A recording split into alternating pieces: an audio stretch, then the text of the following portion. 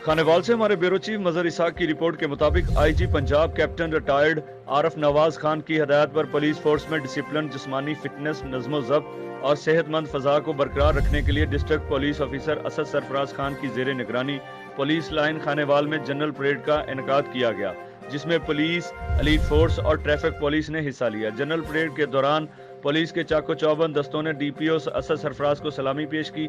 DPO ने parade में शामिल पुलिस अफसरान और जवानों का टर्न आउट भी चेक किया।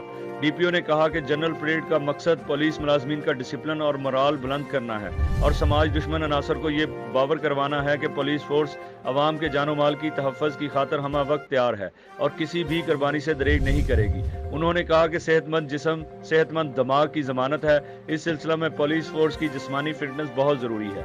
उन्होंने पुलिस मुलाजमीन से मुखातब होते हुए कहा कि आपके इज्तिमाई और इनफरादी मसाइल के हल के लिए मेरे दरवाजे हमा वक्त खुले हैं। पुलिस मुलाजमीन के मसाइल को तरजीही बुनियादों पर हल किया जाएगा।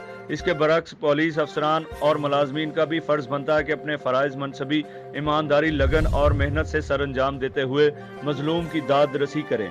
अवाम को मेरिट पर इंसाफ की फराहमी को यकीनी बनाएं।